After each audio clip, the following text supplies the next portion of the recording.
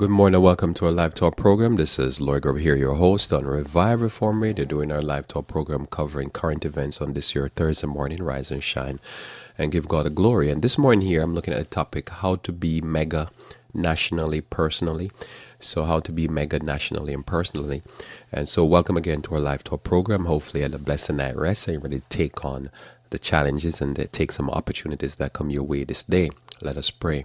Our Father, who art in heaven, I thank you again for the blessings of your word, for the blessings, dear Lord, of the inspiration that you bring to us as how, dear Lord, to succeed, how to be overcomers in this life. I pray that you may bless us as we review and look at these things with those who are listening.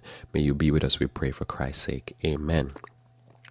So how to be MAGA, I think I said it wrong when we started, how to be MAGA nationally and personally. So this phrase here is a phrase that has been used by different politicians, and it is the current phrase of our days, the current slang or catchphrase that is used with the hope of making America not slide as it is sliding financially and socially and morally in all the different ways, which MAGA mean MAGA, which is Make America Great Again. So I want to look at some principles here with you this morning, as this is a current thinking in the mindset of many, which is to make America be or to keep it on top.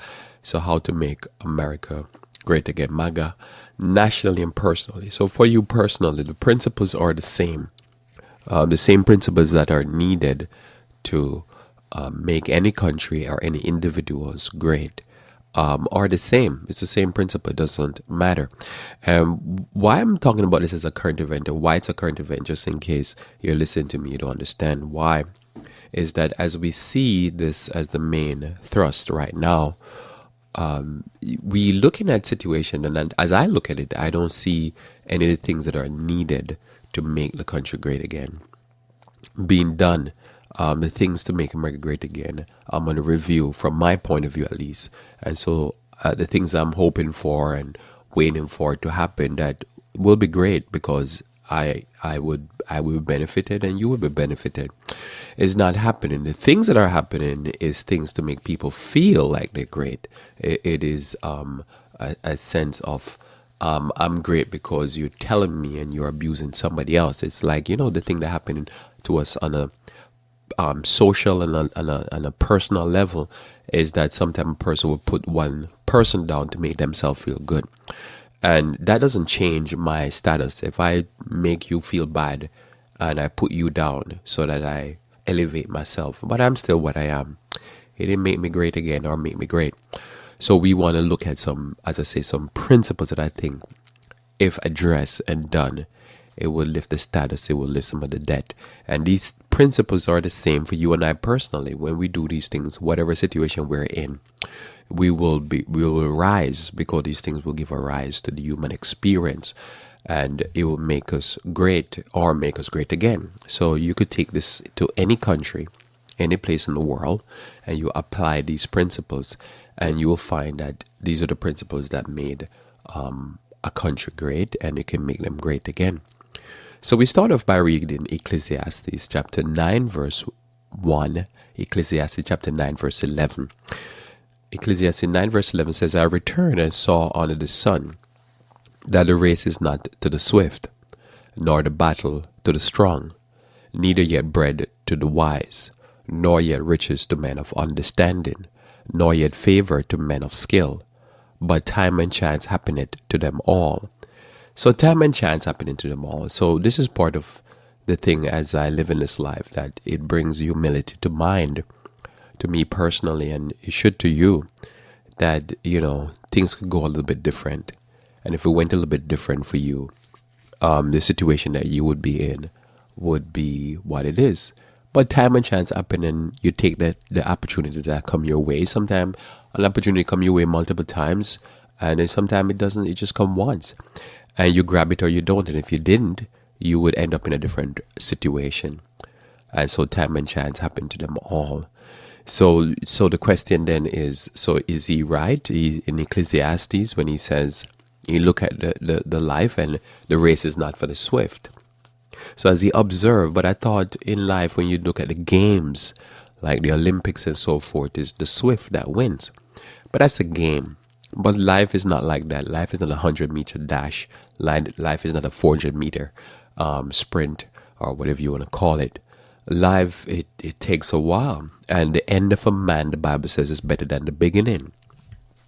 Because as you go along in the race, you start to tire, you start to make mistakes, you start to deal with obstacles, you start to deal with the body and all that type of stuff. And so how to have longevity is always the problem. And so here he says it's not for the swift, because he's looking at life. He's looking on the sun, whatever goes on here on earth, and you realize, you can have a mad dash. And this is especially true when you look at the life of like superstars. People became very famous for entertainment and stuff like that. They can be very excellent at their art, whether it be sports or entertainment, and they make a mad, it's just a mess when it comes on to life, and they live the life of losers, but the life in the limelight is a life of a winner. So the life he's talking about, not entertainment and not fakery. So notice here, nor the battle to the strong. So I thought that was how it was supposed to go, because often the strong is outmaneuvered by the weak. It's just how it is, because what happened, sometimes when you're hungry, you do more than somebody's not hungry. Because when you're strong, you're sitting comfortable. Neither yet bread to the wise. You think the wisest person would have bread. But as I said before, there's a lot of professors who have taught kids, and before the kids finish the class, they drop out of school and they went and start a business and move on to become a multi-millionaire, multi-billionaire. It's just, that's how life goes. You would think the professors should be the richest people in the world. Yet, nor yet riches to men of understanding. You think a person who have all this understanding should be so rich. So there's more to life, in other words, from I read this text. And as I observe, to make you great and I great. And that's what we're going to look at. And that's what we're perusing in my mind, because, again, it is being thrust into our face, so to speak, and into our psyche, that this is going to happen. But as I look at what's been going on in the nation, I'm not yet seeing the policies and the effort to make the country great. And you're going to judge me on this, because this is here just straight talk. I've not seen it. Nor favor to men of skill, because you think person of skill will have favor. You could see some boy on the street and he gets favor. You say, how he get the favor? And he just have his ways. He's street smart. But time and chance happen to them all. So time and chance happen to them all. So even when we talk about any nation great, the Lord blesses. The Lord set it up. If you read Revelation, you get this very quickly, clearly. That is the Lord's doing. When one nation rises, another one falls. When one nation comes up, another one. It's the Lord's doing. But people can get cocky and believe it's something great about them, and they don't understand. Time and chance happen to them all. How easily a battle that was won could have been lost. How easy some general could be killed and the battle would have been lost and things would have played out totally different. But time and chance happen to them all. Sometimes they slip away and the battle went a certain way and you won and you say, oh, we're so great and we're so whatever. You be like, wait a minute, humble yourself. God is on the throne still. So you thank the Lord, you praise the Lord for his goodness. And the same thing in your life personally. When some things happen and you realize things could have gone wrong for you, but it went wrong, you went right, you thank the Lord. You say, Lord, thank you for that victory. It wasn't me. So in Genesis chapter 3, verse 18 and 19, Genesis 3, verse 18 and 19, it says, thorns also and thistles shall it bring forth to thee, and thou shalt eat the herb of the field. In the sweat of thy face shalt thou eat bread, till thou return unto the ground. For out of it was thou taken, for dust thou art, and unto dust thou shalt return. So this is one of the most basic principles, other than the idea of time and chance, for humility and understanding that, look, be thankful for the position you're in and must understand that you must take opportunities. One of the first things I might say here, for you and I personally, and on a national basis, to make you great and I great, it goes back to your own labor. Notice the Bible doesn't say, so in the sweat of somebody else's labor you shall eat bread. It says, in the sweat of thy labor, in the sweat of your face, thou shalt eat bread. So this is one of the first principles of life. It's a personal principle that one has to adapt. And it is your labor. It is your sweat. So one of the principles I'm going to talk about later on, and this is, so I mention it here now because I want to show you the text, that I'm not just saying these things for saying sake, is to always increase the means of production. Anyone will fail when the means of production they can produce, whether is it that is something happened to them because of sickness or disability, or they lost their jobs, or they can't find a job, or they can't create a job. Any of these things, a person will fail financially because the means of production can't be there. They can't work. They can't sweat to make their own bread. So this is important. As you know, one of the things that needs to happen in any country is to increase means of production, to increase work for the people, to increase the jobs that people are doing. Not so much even the pay. The pay is part of it. Most of the time, if you're working for free. That's slavery. That's part of it. So whatever the person needs to be paid, okay. But the issue is people working and people are producing. And if this is happening, then what you'll have is you'll have on the way to become MAGA, to become great again. And this is the same thing. So if somebody was listening to me right now and they say, I'm not doing too well for myself, and I say, you're not sick, right? Well, you need to go produce. When you produce, you have a lot of money. It's part of the dignity of life. It's part of your place in this life. It's part of your ability to be able to buy the things you need for your comfort, buy the things you need for your sanitation, because we all need to have sanitary conditions. All of these things are part of what we do to make something great. So on a small scale and an individual scale, means the production has to be increased. On a national scale, it's the same thing. It was never a wise thing to take all the jobs from the black inner city areas and ship them to Mexico, the Caribbean, and China, and leave the black people in America without jobs. Because what ended up happening, if you go to these areas, you see that they financially collapse. So if you want to build back places where, say, the opiate epidemic is taking a hold, one of the things to do is to encourage job development, bring back some of these factory jobs, and make these people working. Because you could say the unemployment is low, but then you look at the unemployment in certain sectors of the country, and it's very high. There's a lot of people are not working. They're not looking for a job, so it's not being reported that these people are unemployed, but they're unemployed. Make no two ways about it. And don't be, if the economy is doing so great, where's all the celebration? Because there's a lot of places that the people lost their jobs and they're just not looking. So the increase of means of production is always one of the number one things you do. Because the moment man sinned, you should think about this. The moment man sinned, one of the first solution, other than Christ offering himself as a lamb for the salvation of humanity, is God put man to work. God gave, even in a perfect world, God gave Adam work. It was just not hard labor. It was not sweating. He didn't have to sweat to eat, but he had to work. So work in a perfect world is always a good thing, and work in a imperfect world is a great thing. So for you personally, make some money.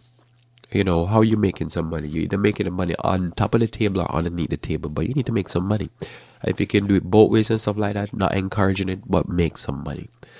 And that's what it is. Less people on welfare, social work, on the type of social services, especially unnecessary, it's going to increase the country. It's going to make the country come out of the red. But so it is for you personally. If you're on welfare, you can get off it. Go make you some money. If you can make even the equivalent of $2 extra per hour, it's going to give you more dignity and it's going to give you more spending power. Make that money. And so that's one of the first thing I would say here. Increase the means of production. And when you do this, you'll find that it will rise. See, the problem was, it was the fact that there is an element, because people say, well, we were great when we did this. No, because remember, the country started going into a bad direction when you decrease the means of production, even though there was Jim Crow law and all that. As long as people were working, it was good. But when you allow whole sections of the country to fall into decay by removing their jobs and then ship all the drugs into those sections of the country, by doing that, you created pockets of decay. Now, just like if you're a body, you wouldn't sit there and watch your knee and your hips and stuff, different parts of your body just going to decay and not address it. Because if you don't address it, then your whole body's going to get sick. So one of the ways to fix it, and I'll come back to this, is to fix the problem is you start to say, we're going to fix the blight. We're going to fix the things that needs to be repaired. And we're going to fix the area. Same thing in your personal life. You wouldn't see certain things fall upon your personal life and just ignore it. You fix it. And when you fix it, you're fixing your whole life. And so when the country sees itself as a whole, which it never did, it was always two parts to the country. The part that was brought here by slavery and the part that conquered the Indians and took the stuff from the Indians. These two sections, just didn't see themselves in a whole. And so, every crime that happens, somebody say, hey, look at that black man, he's doing crime. You have to say, look at that black man that was enslaved and Jim Crow and war and drugs and blight and lost his job. And now look, he's doing crime because he's unemployed. This is how I see it when I see these articles. I just run through my history so that you can readjust what's going on. So jobs, mean of production, is one of the ways always going to be. Now again, another encouraging text here I'm going to read for you in 2 Corinthians 9, verse 23 and through 27. 2 Corinthians 9, 23 through 27. And this I do all for the gospel's sake. This I do for the gospel's sake, that I might be partakers thereof with you. Know ye not that they which run in the race run all, but one receiveth the prize? So run that ye may obtain. So this concept of being number one, there's this philosophy of America first. And I believe everybody should think like that. I want to know that you want to be the best. Because if the Bible tells me that you should love me as you love yourself, I hope that you're the best. So when you love me, I'm going to get the best. And that to me is the idea. The Bible says love others as you love yourself. There's some people, they don't like themselves. And so if they love you, they're going to treat you like the way they would treat themselves. So I hope you treat yourself the best. So when you treat me, I feel good. So here he says, one receive the prize, run to get the prize. Now this prize, as he's going to say later on, is a prize that everybody can get, which is the eternal glory, salvation. But if you want to be saved, I hope you want to save me. If to me, if any talk about MAGA should include me also, should include me. If it's not, then it's the wrong direction, because we're all part of this. And so if you rise, I hope you rise with me also. It's just imagine you have a community, and the community, only one person in the community want to rise. That'd be great for him or her. She rise and she's doing well for herself. But is she safe? Is she going to feel comfortable that she's the only person that can live in a nice house, drive a nice car, eat some good food? Shouldn't she want this for everybody else? I would think so. So she can be comfortable and be happy. She enjoy her thing and everybody enjoy their thing. So I think anything to do with the rise of one person should be the rise of all. So when they're running the race, the only one receive the prize. And so he runs for this. Notice in verse 25, he continues. And every man that striveth for the mastery is temperate in all things. So temperance is one of the things, and I'll talk about it in a second. So temperance is one of the things that we need to talk about. Because one of the problems that's going on in America right now, and in any country that it happens and it take hold, is the drug epidemic. We're having an epidemic with marijuana, crack cocaine, heroin, opiates, blah, blah. So much drugs. Places are washed with drugs. People are so depressed. And it's not being addressed. And until this is addressed, you can't MAGA a country until you do that. Because no matter what you do for a person, when they have a drug problem, they're done. Until that drug problem is resolved, no matter how much work they do, no matter how much preaching they hear, no matter until that day come when they walk away from that drugs, it's going to be a problem. And what we have is people are dying, and we are not addressing it. because we are focused on the first thing that was done to make America great was tax bailout for the rich people. Tax money, cut their taxes and pay less into the system. And they hit the middle class and lower class with taxes. In all the years that I've been doing taxes, this is the most taxes I've paid out. So the rich got a big cut, and the poorer people in the lower class and the middle class, they got a bigger hit. They paid out more to replace the money that the rich were paying. And I guess they're thinking that's balancing the system. But you do it for everybody. If I can't be for you, whether you're rich, white, black, Asian, whatever, whether you're poor, whatever, I probably am not for those who you think I'm for. I have to be for everybody. So notice here, everybody that's run is temperate. You got to be temperate. More later. And notice there, now they do it to obtain a corruptible crown, but we an incorruptible. I therefore so run, not as uncertainly. So fight I, not as one that beateth the air, but I keep under my body and bring it into subjection, lest by any means, when I have preached to others, I myself should be a castaway. So Paul here said they do it to obtain a crown that is corruptible, and it's only one's going to win the race. The race that we're winning, everybody can win. Praise the Lord. What we believe in is everybody can be blessed. And even if it's a little blessing, everybody can get some of the blessing. We don't need to be just for one group of people. You don't need to just be, it can be for everybody. You know, even the Native Americans can get a piece of the pie. Everybody can get it. And when you start to think in that way, you start to really get MAGA, truly MAGA in your personal life. When you start to think in a personal level that everybody can be blessed. And not everybody's going to be a multi-billionaire or multi-millionaire. Not everybody even desired per se, unless it's a lottery winning. Because most people will never work for that. Never even have the ability to manage that. You can see all these superstars that lose their money. Yesterday I saw a news piece with this guy called Peterson. I think his name. I can't remember his name. Peterson. I saw his spell. And he is Adrian Peterson, I think it was. And he's a famous football player I was reading about yesterday that they say over the course of his career, I think he's 30-something years old, they were saying, and over the course of his career, he made $99 million in career earnings, something like that. And after $99 million, there's how many banks are suing him because he owes them millions of dollars. He's broke. So there's even people who make the money and don't know what to do with it. They can't manage it. They never had the intelligence or the aptitude to be able to manage that type of money. As a matter of fact, there's a lot of people who have the aptitude. They went in and have a master's and a PhD in business and they will still lose that money. It's a lot of money to watch, you know, just period, just to watch. Like if you had $100 bills and you had it stacked in a room, you'd have a headache. Because you'd be like, okay, no, I can't leave the house. So I'm going to get food. I'm going to pay somebody to get food. It's a lot of money. But then you can't imagine somebody could lose all that money and they're only 30-something. It is phenomenal. So, you know, so we talk about greatness. Greatness is deeper than just having a lot of money. That's not an important thing. Because let's say you could have money and cocaine will wipe it out. So greatness is more than just money. And this is where people, because somebody say, oh Lord, what makes America great? I don't want to hear the rest of your presentation because capitalism is what makes America great.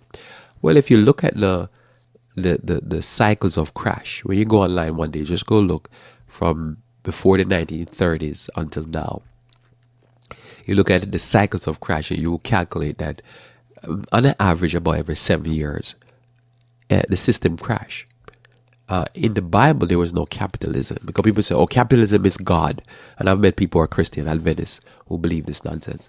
But they will say capitalism is God. But every 7 years or so, it crashes. The Bible had a different system. God just says, look, it seemed like every 7 years, my calculation or understanding is that the system going to crash anyhow. So God just said, forgive all the debts. After 7th year, just wipe the debts out. Here, because we capitalism is God, we'd be like, oh no, we ain't gonna make people go bankrupt, we ain't gonna wipe the debts out. And the system get wiped out anyhow, it crash. It's more messy that way. I think it would be, the biblical system is cleaner Just forgive a lot of debts. Just forgive a whole bunch of debts, and then you control it. This is the way. I don't see why they say it's God. But this is worshippers of secularism.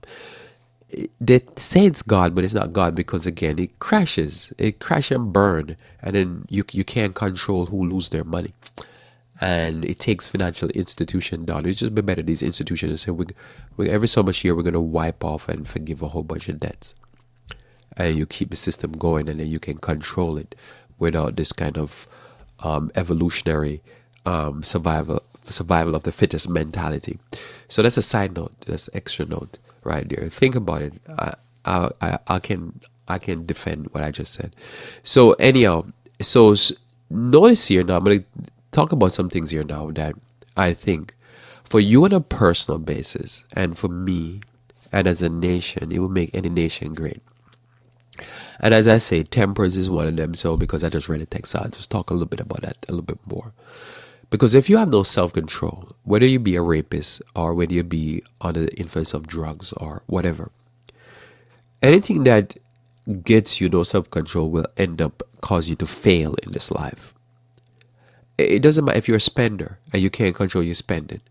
Your personal debts and the national debt, the same thing, will be out of control. Remember, a nation is just a collection of people. And whatever the dominant characteristic is that nation character. And so if the debt is going out of control, on a personal basis, you have to deal with the issues that's causing the debt to go out of control. Self-control is one of the things. So again, if you're on drugs, you can't control your spending because you're under the influence of another God. You're serving another God. And that God is passion, is addiction. And you're going to serve that. So you got to get that under control. So why would we want to deal with the drug epidemic? Because the people are losing their money on a personal basis.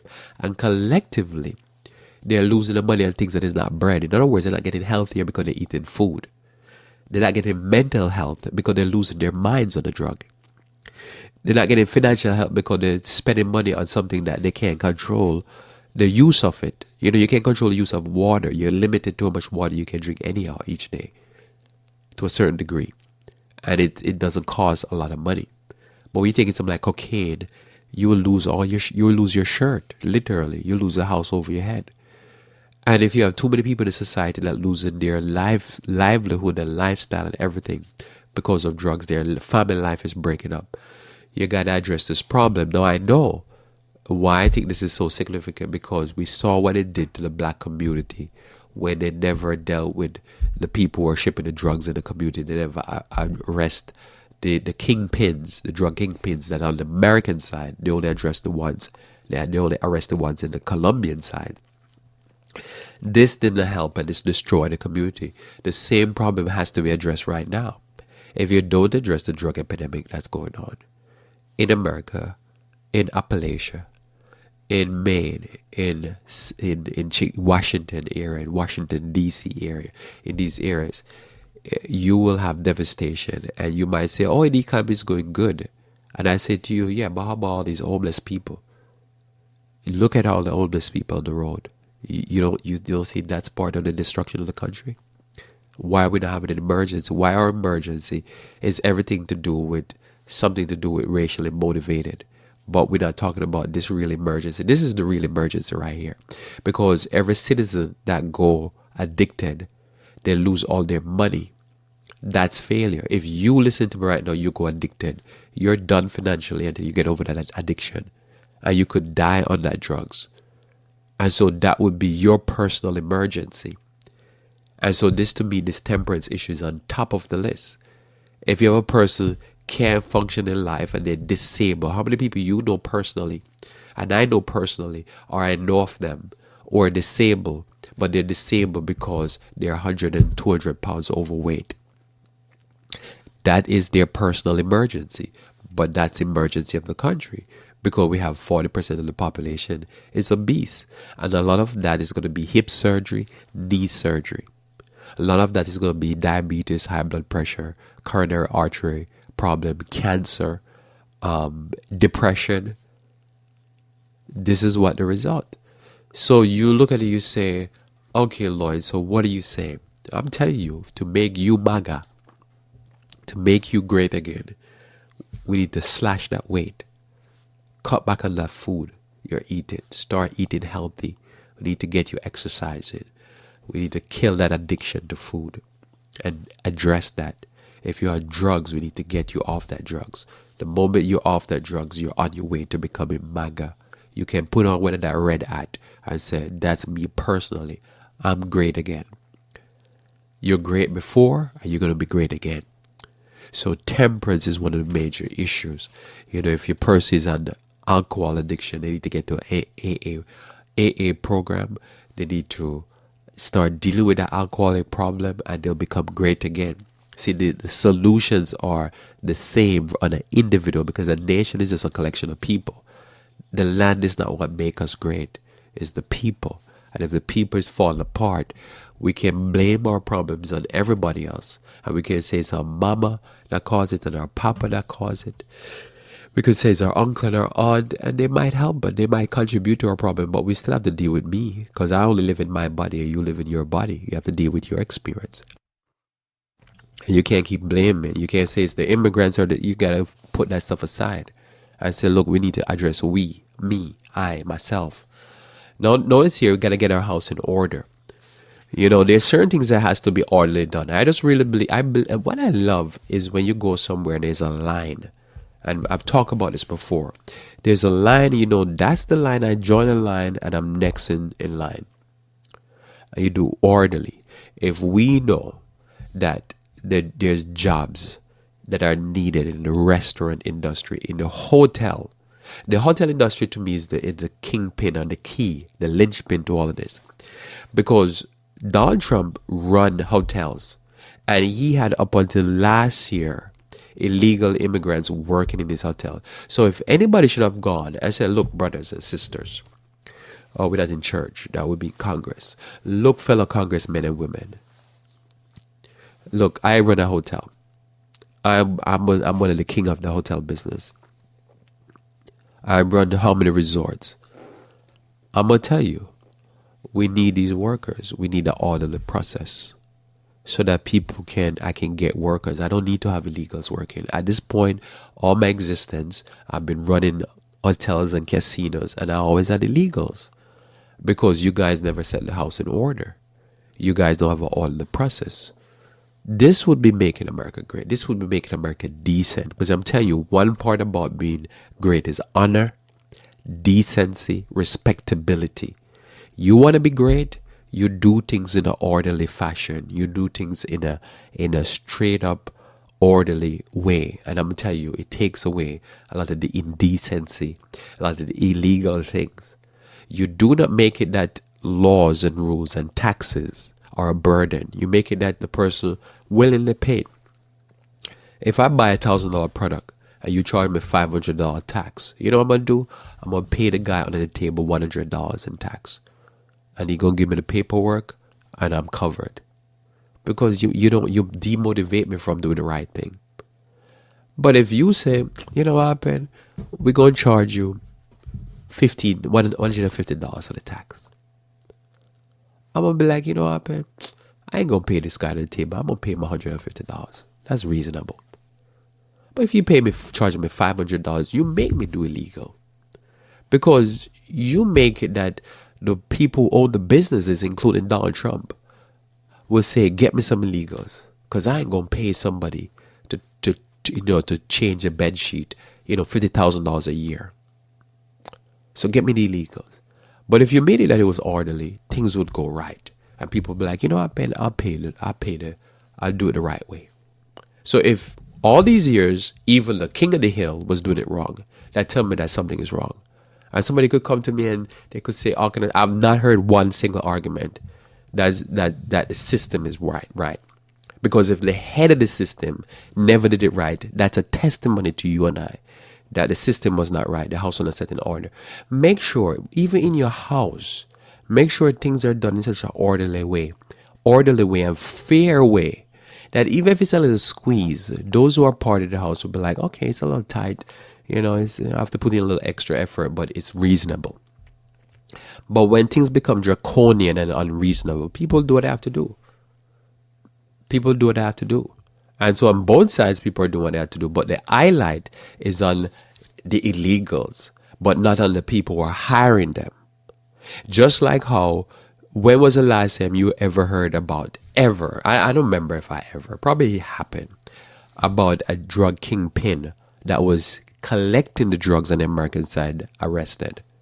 But you heard about Pablo Escobar, but he was shipping the drugs to somebody here. Who is that person? When did they get arrested? You see, it is that unfairness that doesn't make no sense. But this is the way we run it. We're fake. And we need to be fair and honest, because that's why we're Christians. So how to make America great again, how to be MAGA nationally and personally, is you set your house in order. You do things orderly, you do things fair to make it reasonable. As I say, if you're going to charge me a certain amount, a lot of states, they do probably 3 to 5 to 7% taxes. Make, like New Jersey is one of these high tax states. New Jersey charge about 7% for sales tax. I guarantee, let them put it to 10 to 15%, and you see what happened. Pure black market stuff. Pure people doing stuff like that. Because it becomes so unreasonable and draconian. People like say, I ain't gonna pay that amount of money. It's too much. Because I'm already pay how much money to the federal government. I pay to my local tax and homeowners tax. And now you want me to pay how much? So now it's like I'm in a socialist country then. Might as well you just have universal healthcare and all kind of stuff like that, because you're taking so much of my taxes. I'm telling you, make it too bad, people rebel against it. You gotta get a system that is fair, whatever that number is. Socially, we have a problem that needs to be addressed. I think I covered last year that England, United Kingdom, put a minister for loneliness because people are so lonely. That's a problem. And it's becoming a bigger problem because so much of our older citizens, baby boomers, are getting older and hitting retirement, and they're doing it lonely. And this is leading to a lot of depression. This is leading to a lot of Alzheimer's, dementia. This is leading to a lot of suicide and so forth. A lot of older people now going to marijuana and stuff like that because people are lonely. The structure of society is not very social. You address those problems, and as again, I did say dementia and Alzheimer's. Look it up, you see what I'm talking about. Now, another thing to do is business-friendly environment. Make it easy for business. This is one thing I can say, which is one of the great things about America, is a business-friendly environment. And you too should have a business-friendly environment. It should be easy to do business with you. And so on a personal basis and national basis, this has always been one of the things I observe about America. That is a very good thing, and this should be even more encouraged. America is one of those countries, I think, that it's easy to start a business and it's easy to do business. And the more ease, fearless regulations is needed to encourage people to get into business, start a business, and to run a business, to help some more small business development, medium, even large business development. Fair though, not the type of stuff that Amazon was doing in New York, because many people thought, AOC stop Amazon from coming to New York. Not that type of stuff. That's not fair business. That's just pillaging and being predatory. We're not talking about predatory business where the business is predatory and the government allow them to be predatory to the community. But we're talking about is fair. We're not talking about free zones and give away all this tax incentive and come and do business and never put back anything into education, into the road and infrastructure. Not that type of predatory craziness. We see enough of that. This is one of the things. If you talk about American business, especially done in foreign countries, are predatory. They're devilish predatory, wickedness. None of that type of stuff. We're talking about where the taxpayer, there's an incentive for jobs to be created, but also there is not this predatory thing where no money goes to the housing, to the infrastructure, to the healthcare. None of that type of stuff. Enough of that. That doesn't work. That's not going to make nobody great. You go to your work, and if all your job do is just pay you some money, and they're not willing to help you for anything, they don't even want to give you a holiday, and just want to work you like a dog. You're foolish. Anybody's fool. Like, to me, this is one of the tests. If somebody's saying, "Oh yeah, Lloyd, I work for a company, I can get the Sabbath off." Man, quit. Just stop the foolishness. This is a sick. This doesn't make no sense. Everybody needs time off, they need a break and stuff like that, and respect for religion and all that. You're working for people who don't respect your religion. You're joking. There's better jobs out there. So, business environment is something, because some people are like, oh, what makes a country great? I'm telling you, a business environment makes a country great. There's countries that you can't do business in. I'm from a country, Jamaica. That's a horrible country for business. It's a disgusting. You do not do business in places like that. And so that country gonna always suffer and be like, indentured servants, because, business is not encouraged. It's not a business friendly environment. It's an environment that's only for the rich and only for tax-free businesses that are predatory. It's crazy. I don't understand that. Healthcare is another very important thing. As I say, we have epidemic when it comes on to homelessness, mental health, when it comes on to the opiate crisis. I believe that healthcare is something that should be given, especially Christians. It was actually ironic enough that it was under Obama that the Christian right fought to not get healthcare to black people and poor whites, which is strange, because when Christ came, the poor not only got the gospel preached to them, but when Christ was questioned on his chops, on his credibility by John's, really by John himself, John the Baptist, Christ says, the poor got the gospel preached to them. I healed the sick. I took care of the people who are less fortunate. That was his proof that he was the real deal. So to me, if a person say, I'm against black people or poor whites or poor people in general to get health care, I'm thinking that's they're discredited in my eyes. And I like to somebody show me why they should be credited as being Christians. Because Christ came and he did more healing than he did preaching. I've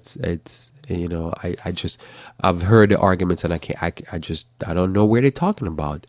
You take care of those who are homeless, and the mere fact that they celebrate their military so much, and such a large percentage of the people on the streets are either ex-military people or people there because of drug abuse, whether they did it for fun and games or they did it because they were sick and they end up getting hooked on opiates. They're on the street. And in many years I've been to now, a lot of people on the street are actually white American. So I would be thinking, okay, now it's not the black people, now it's the whites also. What are you gonna do? And they ain't doing it. So this is, to me, what we'll do. Now, why would that make you personally great again? Because the Bible is very clear. The Bible is very clear about you taking care of those who are less fortunate. And that's part of your blessing. That's part of my blessing. And the Bible says, especially those of the household of faith. And even though I just said that a percentage of the people on the streets used to be ex-military, well, we celebrate our military in America. So because we celebrate them, we should say, these men got damaged mentally, fighting wars, and they're not coping, and so they turn to drugs, and now they're on the street. We should give them back. That's the cost of doing business. That's the cost of the 2 wars in Iraq. That's the cost of the Afghanistan war. We should help. That's just what I believe. And this will make the country great again, because I don't think it's a great thing to be in Washington, D.C., in various different parts of the country that I've been to, Washington State, California, New York City, and see homeless people on the street. I don't believe it's a great thing. What's so great about that? Any country I've gone and I see people homeless, even naked on the street, I think that's crazy for us to just leave our naked people on the street and not take them off the street. Even by force if necessary. Now, this is where I believe. I believe if necessary, you force them with the military or with the police and get them off the street and put them somewhere safe and clean. Education is another important facet that make you great. If you listen to me here as part of your education, it's part of my education too. I have to educate myself to talk. But this also goes to trade, careers, just reading books in general. Education. That's what I would say. You gotta educate. Because the devil's main process is to make us stupid. Is ignorance. Ignorance is the devil's tool. Miseducation also is the devil's tool. So when you understand it, you understand it on a personal basis. Your education becomes a means of you not being beaten up by the devil. Foolish people make foolish choices because they have nothing to make those choices from, because they have an empty head. So it is with our society. We need a society that's educated, and we need more means of education. This is why I believe in this radio station, and I'm working on even improving it as I go along here. Why? Because I believe that the more independent media you have. When I say independent media, this is to me, independent media is independent from any mainline church, and it's independent from anything, most naturally. More independent media is education, not music, not entertainment. I play music here, but it's fillers. It's just to fill my time so I can produce other things. But means of education, so you can educate the people, because this is one of the biggest things. And if you're ignorant, you cannot be great. To make America great again, you have to educate. And one of the problems we're having is we have two sets of media. I was reading recently, talking about education. I was talking about current events and education. If you have time, read up about the guy that Bill Hales, I think it is, the guy that used to run Fox News, and he died, I think, a year, 2 years ago after he was accused of sexual abuse or whatever. Roger Hales, I think his name is Roger Hales. Right. So if you have time, just read a little Wikipedia about Roger Hales, and what you'll find that Roger Hales was a visionary, demonic but visionary nonetheless. And he envisioned from, I think, in the 1960s, that he said he's quoted of said in the 60s, I think it was, that in the future, this is when television was coming about and coming to its senses again, or to its prime.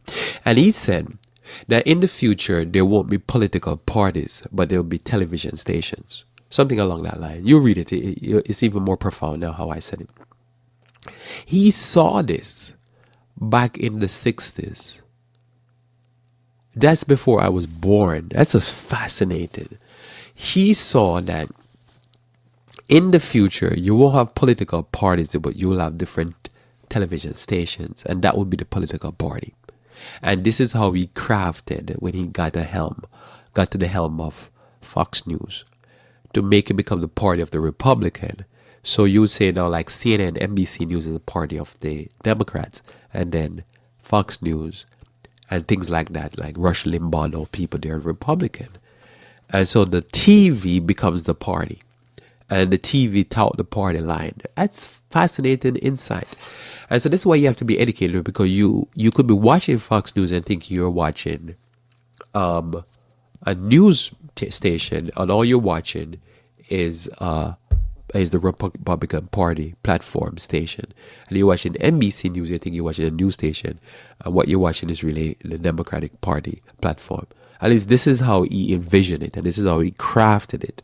And I have not heard a statement out of people from CNN or NBC News or stuff like that to say that's what they were trying to do. But he intentionally made Fox News the Republican Party. So when you're watching Fox News, you're not watching a news station, you're watching a Republican Party. Fascinating stuff from his own mouth. Just go read it. Go pull some articles about him. He's a fascinating figure.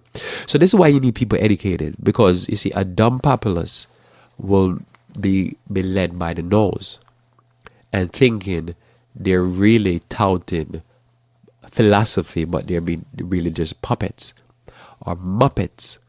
Now, increased means of production, I covered it a little bit, so that's on my list here. If you're making, say, $40,000, and you can put in 10 more hours. So if you're doing 40 hours, you're making $40,000. A year, 40 hours a week. And you could work 10 more hours, and you could go up to $50,000. Then you could budget for 40, and then 40, whatever it is after tax, whatever that is after tax, you budget for that. And then that extra $10,000, if your effective tax rate is say 30%, after you pay for all the different type of taxes, homeowners tax, federal taxes, and then sales tax, and say you had $70,000. That's $7,000. That $7,000 you can save, invest with it, start a new business, go increase your means of production other ways. See, that's how you have to think about it. So every year, that $7,000 could go into a new business. So after 10 years, you have dumped $70,000 into that business. Now, the average business, I think it is about $80,000. I think the average small business. I could be wrong. I think it probably could be less. But somewhere there, you'll find that number. So it could take you 10 years of putting in 10 hours extra a week. And after 10 years, you have the money, or would have invested in a small business, the equivalent of starting a small business, if that makes sense. So this is how you have to think about it. And now that small business could sooner or later eclipse your pay or double your pay.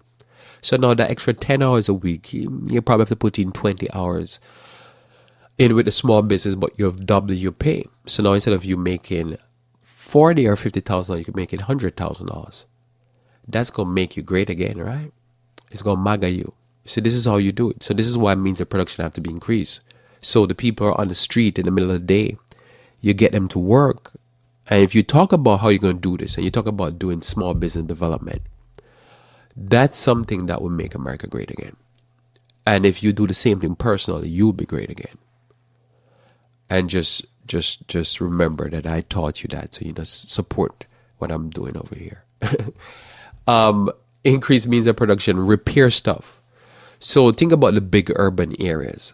If right now there was a thrust, a push to repair the decay in the big urban areas and in the rural areas, towns that are falling apart, towns that they're thinking about closing towns and closing churches. And if you were willing to say, hey, look, see all these people coming on the border, come to my town. My town need a good 1,000 people. 1,000, you just come over here and come live with us. I'll help pay for taxes and pay for ambulance and pay for various different things and pay for the infrastructure that we have so we can keep going. That will make America great again. This is how one has to think, and it's the same thing one would do with church, the same thing one would do with personal. You repair stuff. If you have a house, every year you should repair a percentage of your house, and that will keep your house fresh and good upkeep. But if you just make it fall into decay, you ever seen a house being sold and it look like this house has not been repaired or nothing has done to this house since the 1970s? You think this is phenomenal. So these people live in the house and never replace their stove, their fridge, their whatever. No, everything has to get a facelift. About 10 to 15 years, I think. The average appliance lasts about 10 years. Your fridge, your stove, your washing machine, your dryer. Just replace it. Why you replace it? Replace a countertop, a cabinet. Keep it nice and fresh. It will make you great again. And security and defense. Have some security. Have some defense. It's part of making America great again. I believe in that. I believe in defense spending. I believe this is part of the budget. I don't think it should be over the top, but in anything you always need defense. And it's the same thing in your personal life. Probably you need to buy an axe or a machete. I don't know what you need to buy. Depends on the community you live. Probably you need a machine gun or a bomb. Some communities you live in, you probably need a bazooka, I think it is, so you can take them out from afar. But this is part of a society. I don't know. If you listen to me, you're probably in Somalia or somewhere in Central African Republic. You probably need some of that stuff. And that would make you great again because people just stay away from you. Build stuff. You gotta build stuff. You gotta make stuff. I love building stuff. I love seeing the end product of what you build. Few texts here of encouragement. In Psalms 9, verse 17 and 18. The wicked shall be turned into hell. Praise the Lord. That's so true. And all the nations that forget God. So one of the things to make a nation great again, you can't forget God. Not the fake God coming out of the evangelical church, but the God not the prosperity gospel God. Please, none of that. That's not making nobody great again. Think about it. The prosperity gospel areas in America are the areas that are the most poor and most backwards and ignorant. So not that. But the God of the Bible. So the wicked shall be turned into hell, and all the nations that forget God. So if you want to make a country great again, you need to go back to the Lord. Verse 18, for the needy shall not always be forgotten, and the expectation of the poor shall not perish forever. So the needy shall not always be forgotten.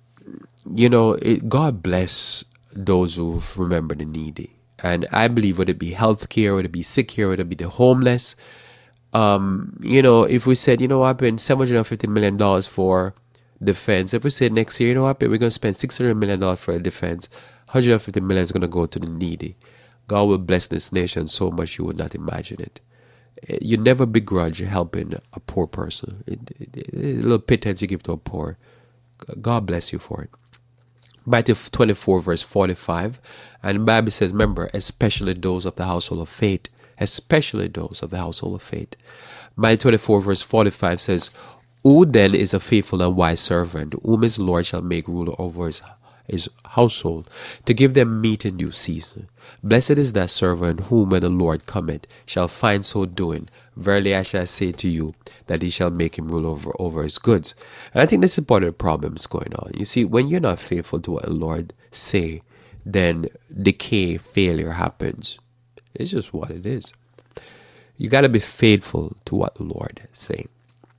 And if you're not, and you start to do what the text, I'll keep reading here.